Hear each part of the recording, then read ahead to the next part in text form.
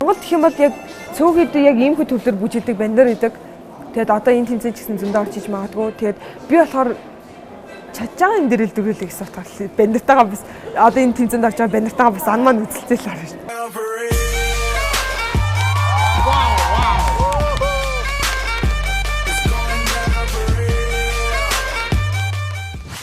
Би харсан л да бүжиглэх гэж айгүй мундаг байлээ. Баярлаа.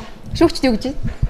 Ерөнхийдөө бол жоохон яг одоо нэг охтууд ч гэсэндээ ерөнхийдөө бол ийм хүү бүжиглдэг. Гэхдээ ингээд нүүр хувирал муур ингээд ерөнхийдөө бол бүжигнүүд аягүй ингээд орцсон сайн байна гэсэн. Аха. Rocket Bay. Ерөнхийдөө бол дэмжиж илээ. Beast mode. Солиот байлаа. Надад бол үнэхээр таалагдлаа. Солиот юм бол тэнцтэй.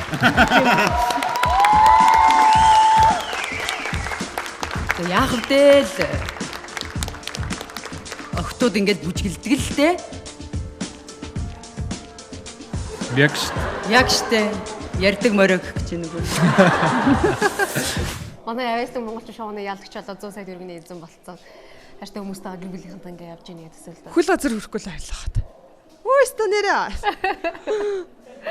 Бүжгэнд ер нь юу гэж байна? Онцлог чанарыг гэдэг юм уу? Ерөнхийдөө бол үсийг бас аягүй хэрж илээ. Надад маш их таалагдлаа. Ялангуяа үс чинь их гоё. Арагшаа ардаа.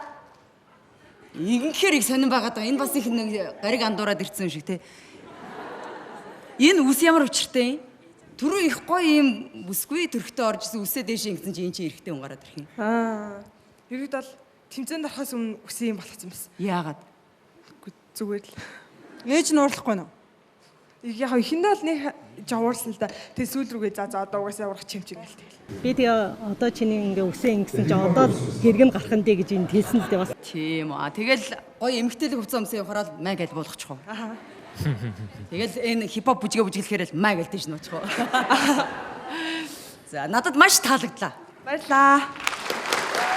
Жаргал гэж юу вэ? Тэр дундаа зөвхөн жаргал гэж юу вэ? Аз биш жаргал гэж юу вэ?